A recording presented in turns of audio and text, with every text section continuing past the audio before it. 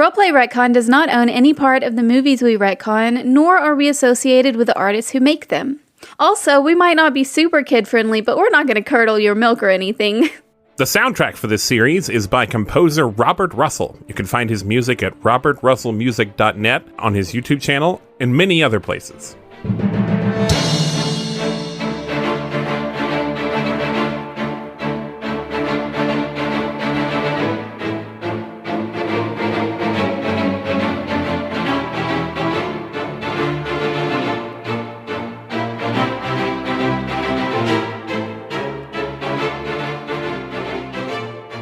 Welcome, friendly friends, to Roleplay Retcon. More in fact, the rookie camp for Roleplay Retcon's The League of Extraordinary Gentlemen. I am Alex, your gracious host. I'm joined, as always, by Ben. Hi. And Jency. Hello. And our two wonderful guests from the fantastic Flash Fantasy podcast group, specifically the Riftwalkers podcast, Ryan and Laurel. Hello. Hi. Hi, Robert. Hi, Laurel. Did you say hi, Robert? Did you say that? The name's You on know, the I did say screen. Robert because I'm looking at a website for our musical guest, and his name is Robert, and I think I just subconsciously Slip read of the that tongue. instead of saying Ryan. Nobody ever gets Ryan's name right. Yeah. Wow, is that like a thing? Okay. Yeah, actually it is. Hi, Ryan, and hi, Laurel. Hello. Thank you. We did it. Ryan and Laurel, go ahead and introduce yourselves a little bit. Tell us more about you.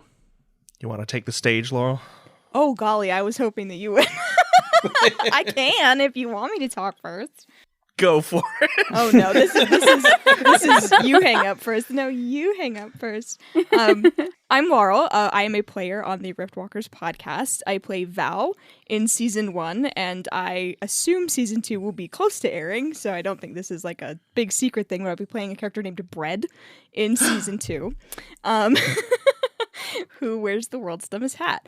What else to say about me? I first got into tabletop games 2019, I think, when I had a friend just absolutely snooker me into playing D&D, and I have fallen in love with it and loved it ever since. I haven't super expanded into a lot of systems. I've played Call of Cthulhu.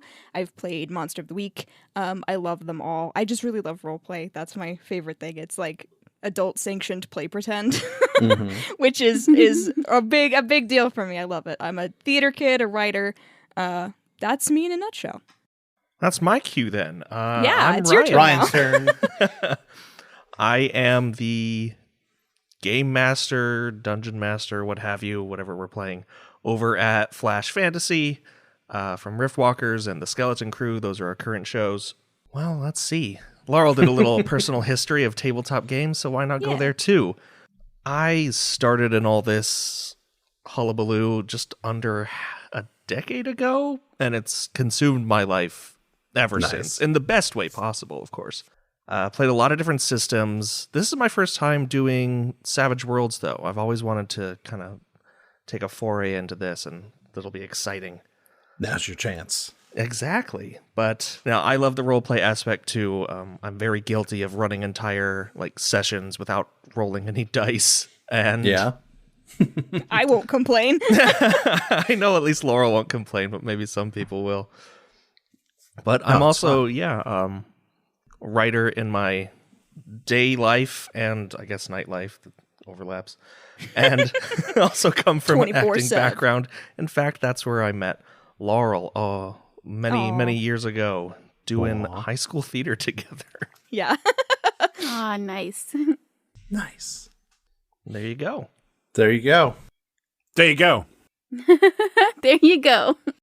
So as I mentioned, this is Roleplay Retcon. If this is your first time listening, what we do is we take underperforming, kind of low-ranking movies, and we try to reimagine them with role-playing games. This particular movie that we're going to do is The League of Extraordinary Gentlemen. The League of Extraordinary Gentlemen was a 2003 film starring Sean Connery, directed by Stephen Norrington, and it's based off the comic book series by Alan Moore and Kevin O'Neill. It's set in the late 19th century and is a team-up of several literary heroes of that era. It cost about $78 million to make, It made about 179.3 million, so it wasn't exactly a flop. But it has a 17 on Rotten Tomatoes and is, unfortunately, Sean Connery's last film. I think it was okay. I thought That at, it was at his the last time, film. I definitely thought it was all right. No. I mean, I'm okay that it was Sean Connery's last film. Oh, okay. Fuck that guy. Well, does anyone else here have any dealings with this particular movie? I know some of you have seen it or been in its periphery, but it might have been a few years. Yeah, definitely. I watched it, I think, in high school because as mentioned, I'm a writer, so I was like Little Miss Literary Pants in high school and thought that the concept of it was a lot of fun. The execution left a lot to be desired, to say the least. But I think the idea of taking characters from different universes and putting them together in this way specifically is a lot of fun. So like I liked it.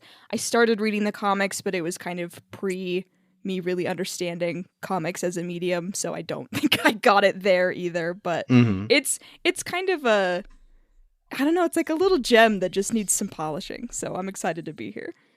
I'll be honest, I can't say whether or not I've actually seen the movie, but I have like a strikingly clear memory of the trailer, and I haven't watched that recently. The trailer was very cool. Probably where all the hype came from. I don't know. It's because the car. The car is so good. They put that car over every piece of I don't know. It was everywhere for this movie. It was on the movie poster. It was in all the commercials. They really were proud of that car. Uh-huh. Well, they were right to be. It was the only good part. Oh, actually, the submarine was cool, too. Captain Nemo's ship was cool. Yeah. What about you, Jency? Yeah, I also watched it probably in high school, so it's been a hot minute. But yeah, I remember the submarine being the coolest part of the movie. Mm-hmm. But not. I think it's one of those movies that just kind of exists in our subconscious somewhere, even if you haven't seen it, or maybe you haven't seen it, like Ryan may or may not. I feel like we all it's just part of our existence. But I don't have a lot of strong feelings about the movie. That's okay. We're gonna make new feelings about a new movie. I like that. Ben, what about you? You have any strong feelings? I have many white guy movie opinions about this movie, yes. I watched this movie this week. I watched it when it came out in theaters. And when it came out in theaters, I remember thinking it was really bad.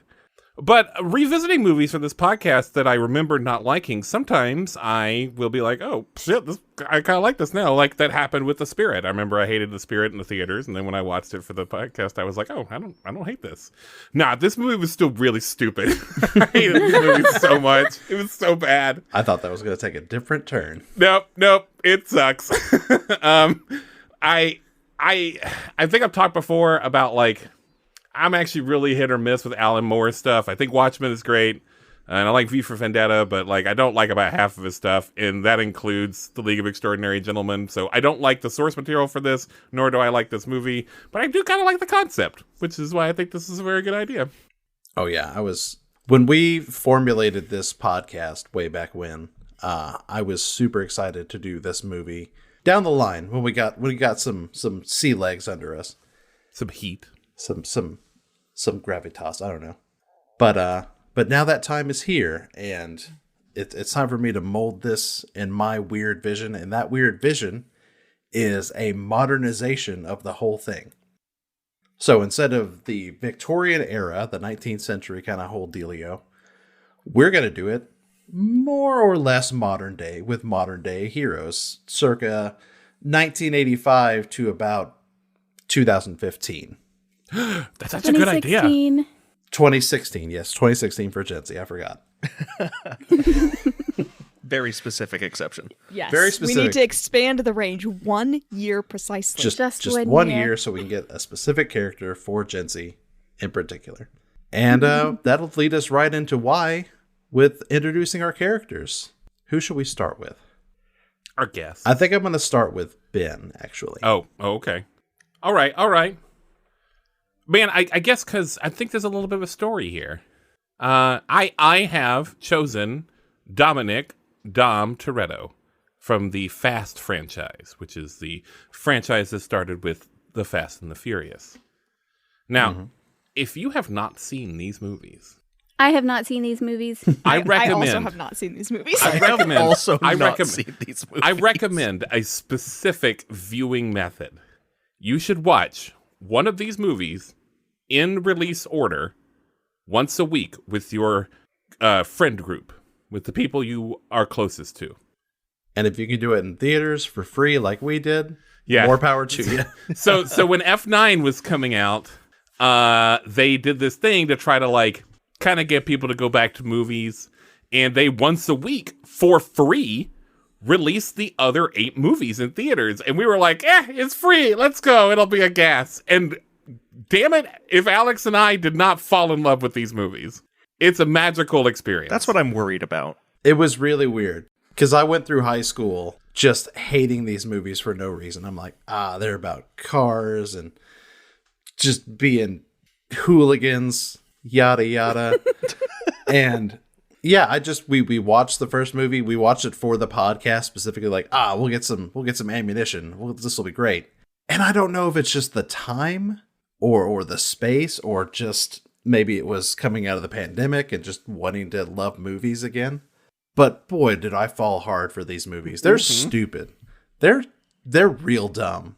Now, but they're fun. Hobbs vs. Shaw is not good. You don't have to watch that one. You can skip that one's an exception. You don't need that. Yeah, one. It's not very good at all. I will say, though I've never seen the movies, and maybe I don't plan to. I cannot blame you. You're like, I respectfully decline your invitation. The Universal Studios ride is a blast. It's so no. See, we disagree so much on this because I think it's such wasted potential. Why are you on a bus?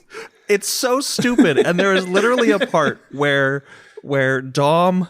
Vin Diesel is as large as a helicopter, and it's just that's it. Ryan, I hate to tell you, you might like these movies. I know. That's the thing. You have to power through it. Like the first 2 movies are really stupid, but it's part of it. Okay, you got to power through it. I mean, they're good stupid, but also Alex, when he was getting us to do our characters, he gave us this like huge list of really amazing ideas, and like we could even pitch our own. I think that's what most people end up doing. But in the breath that he pitched this series to Jinsey and I, Dom was one of the things he threw out, and I just thought it was such a good idea. I couldn't let it go unused. So I'm going to play the modern day Robin Hood, Dominic Toretto. And that's my character introduction. He's basically your Captain Nemo, because he's the vehicle guy. That's true. Is he a pirate? Maybe. I mean, maybe. All right, so we have Ben, Dominic Toretto. Great pick. Let's move over to Jinsey. Jinsey, let's hear yours. Yes. So, my character, I don't really have as fun of a story. This isn't like an emotional thing, but it is kind of fun because... Okay, all right. So I decided to go with Gillian Holtzman from the 2016 Ghostbusters movie, which is why we had to extend it 1 whole year for me to have this character. And this was incredibly generous of Alex. Yes, and I need everyone to understand what a good person he is. A saint. And how kind he is, because Alex hates this movie with a fiery passion. And he's wrong about this because it's an amazing movie. And in addition to hating the 2016 Ghostbusters movie, because Alex doesn't have sense, he especially hates Kate McKinnon's performance. Okay. And he hates Kate McKinnon, and he's just wrong about everything. I don't hate Kate McKinnon. I think Kate McKinnon you have said some really nasty things about her. Has her place, and it's not necessarily in movies. Oh my God. Okay, but anyway. Yeah, look, not everyone hates actors the way you hate Ethan Hawke, Jinsey. We're not talking about that now. What is this whataboutism? Right? Yes, thank you, Ryan. Thank you. The topic at hand here is that despite hating the movie and despite feeling like Kate McKinnon is not funny and is not a good actress. I never said not funny. Never said that. Too. I but got you receipts, don't, you bro. don't deny not a good actress. I don't I deny got not a good actress. receipts. Just digging No, yourself. I'm sorry. I will pull up screenshots. I really want to be on your side on this because I also like Kate McKinnon and this movie like you do. But like, no, he has also been very specific about he thinks that she's a good comedian, just not a good actress. Yeah, I'm sorry. Okay. All right. Well, anyway, so again, it was very kind of Alex to give this to me on his show. I didn't even have to convince him. I was just like, Alex, I want to play Jillian Holtzman. And he was like, of course you do. Yes, of course. It's perfect for you. It's perfect for this movie. Go for it. And I was like, whoa, thank you, Alex. It was like he somehow already knew. He knew it. He knew it. I In had his it written bones, down. he knew I it. knew it was going to happen. He woke up in cold sweats. I'll be honest, I didn't. I didn't see thinking that about coming. it. I love the character. She's so much fun. And I think she would just be a really fun addition to this movie. Brings cool energy. So, yeah. And I'm really glad that Mom and Dad aren't fighting about this anymore. There's plenty of time Mom and later. Dad never fight. All right, now that We this just disagree. none of this character assassination's out of the way, Ryan, who are you playing? I will be attempting my very best impression of one Laszlo Cravensworth from cannot wait to hear this What We impression. Do in the Shadows television series, played by the amazingly talented Matt Berry.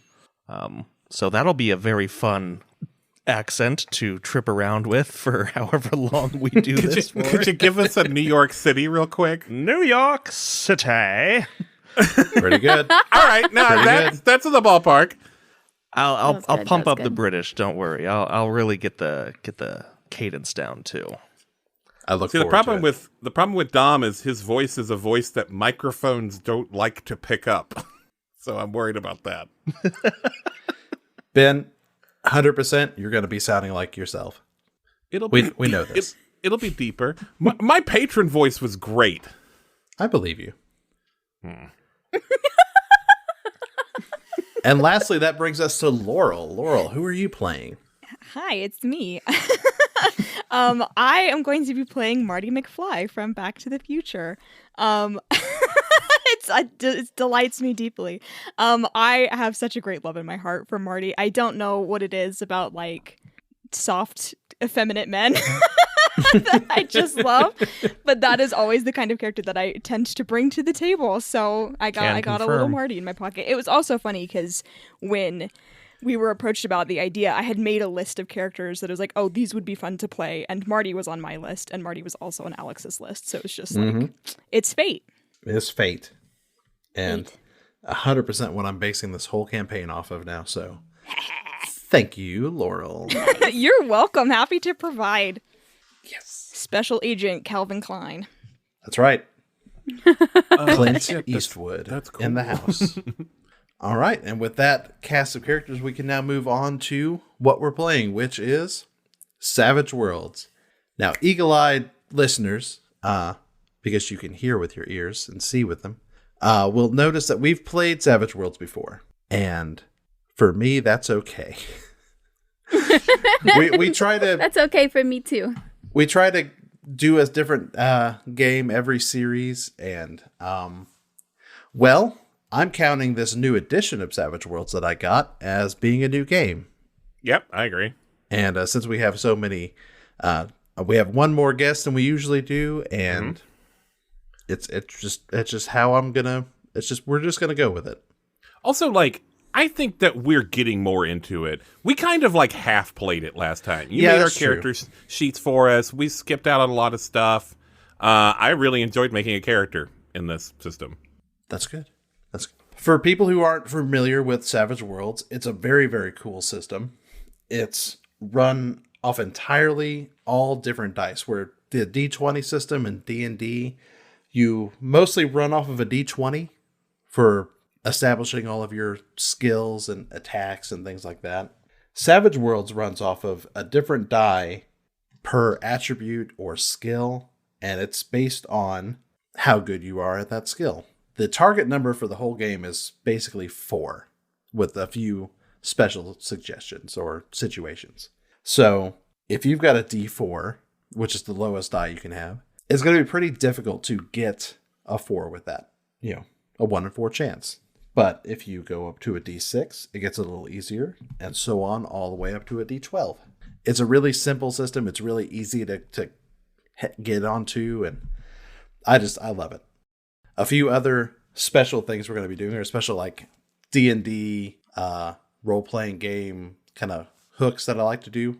I'm a big fan of the rule of cool, so if there's something that you or your character wants to do that's going to be great for the podcast, we're going to find a way to be able to do that.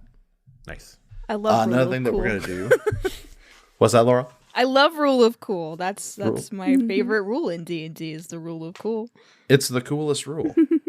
Another thing that we're going to do is a thing from my past, something that a mentor of mine came up with. It's called set dressing. It's kind of invented by Adam Bradford. What it's going to do is we're going to get into a situation, and I'm going to call set dressing. And we're going to go along the line, and I'll point to each one of you and say set dressing, and you will give me kind of a description of the room or the kind of vibe of a place that you're in. So say we're in a subway tunnel, and I call set dressing, and I point to Ryan. So Ryan, that'll be your turn that you can kind of like describe something about this subway tunnel that kind of stands out to you. Like, oh, there's a stack of wooden boxes over in one corner. Or maybe there's like a cool drape in the wall or something like that. I'm not going to let you break the game in any particular way. I was going to ask, can I put a dragon in the subway tunnel? There's no dragons. You can't put like a creative grenades out there. But it's just a little something that gets y'all involved into the decoration of the scene. I like it. A special car for Dom.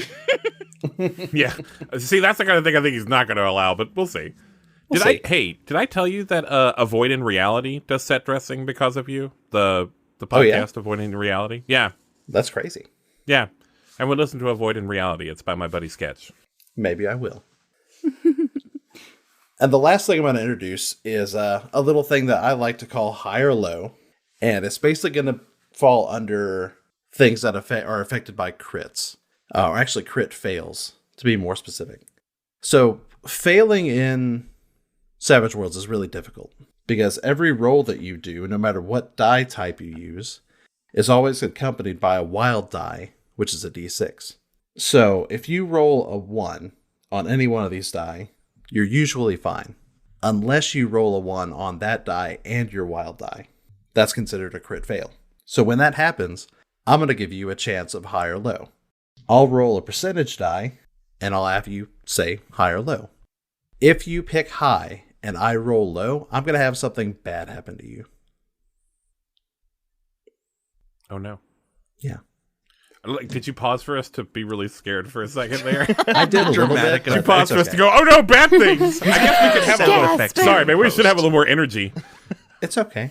It's okay. I'm not threatening I at all. like when bad things happen to my characters. So. Yeah, that's when fun things happen exciting. to your characters. It is when the fun things happen. But yeah, that's all the special rules that I'm going to introduce to this. So I think we're going to have a good time. Me too. Alex, Yeah? what happens if we guess high and roll high? I was going to ask then that nothing too. happens. If you guess high and I roll high, then the bad thing doesn't necessarily happen to you. You still fail, but like say you're shooting somebody and you crit fail, and you would roll. Say I call high or low, you call high and I roll low. Maybe your gun explodes. Oh no. But if you guess correctly, then I won't make your gun explode. I promise. Okay. All right. And with that, we'll move on to our musical guest. Every series, we like to do a new kind of indie musical artist to accompany our series. Ben should know a little bit more about this. Yeah, our featured musical guest for this series is Robert Russell, composer, songwriter, musician. Robert does just a lot of different genres, and I mean like niche genres. You need a song for a mech anime? He's got one for you. You need a somber piano song that sounds like it was composed in a cave? You got one. So I just thought that this would be a really good fit for this series that sounds like tonally it could go anywhere and anything could happen. That's probably a good plan. Very, very eclectic. All right, that sounds great, and I guarantee it's going to meld right into what I've got planned. I should say, you can find his music at robertrussellmusic.net. We'll put some links in the show description, the episode description. Good, very good. Nice. All right. Well, that's all I have for this rookie camp. Does anybody have any concerns or questions for me? Yes, Alex, I have a question. What do you have, Jency? And a concern, really. Okay. So I'm a little concerned that this game is going to be too fun. So my question is, how should we prepare ourselves for this? Get lots of sleep. I would recommend at least 6 to 8 hours of rest before we play. But stay well nourished. Protein is good. Carbohydrates is good. Pasta is good. Pasta's not good. Don't eat pasta. It's bad for you. I disagree. I'm a spaghetti boy, and you know that. Well, I mean, it's okay to eat it if you enjoy it, but don't eat spaghetti to, like, physically prepare for anything. Just except a soccer game. Nope, that's right. Don't do it. It's like eating donuts. You wouldn't eat donuts before a soccer game. You shouldn't eat spaghetti either. I would eat spaghetti and donuts before a soccer game, so take that. Yeah. I'm a pro athlete. I agree. I agree. I guess I was going to ask about content, because I know, like I said, I'm not too familiar with the source material, but I don't imagine the movie, what was it, PG-13 probably? Or like probably. A light R?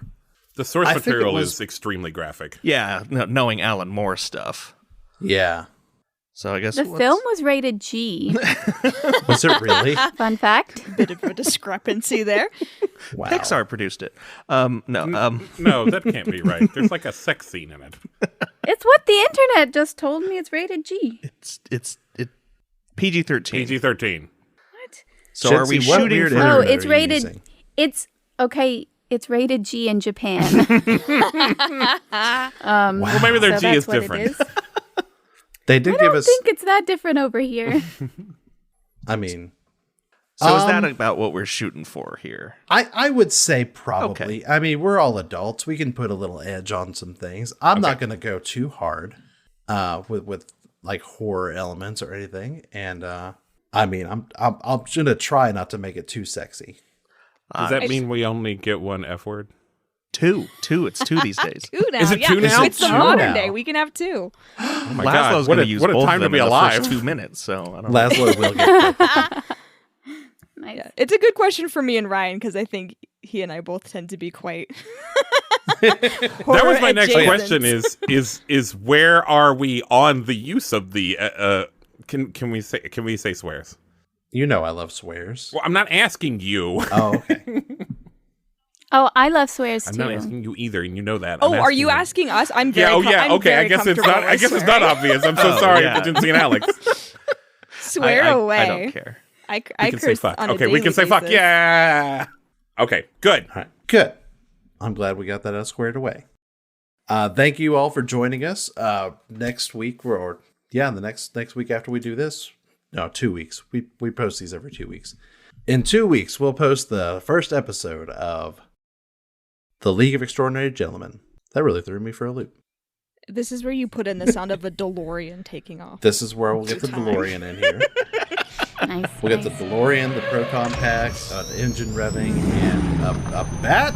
Yep, exactly. Yeah, just bat screeches. Ryan, give us a bat real quick. Bat. Beautiful. Oh, that was good. I think you gotta punch it a little more. What? No. I think it was elongated a little too much. I'm just saying. I'm giving an honest note. I'm gonna Google every instance of Laszlo saying bat right now on YouTube. I think it's more like bat. I think there's been some variation in those bats. Okay, maybe so. Anyways, thank you all for joining us. Everybody say goodbye. Bye. Bye. Bye kisses.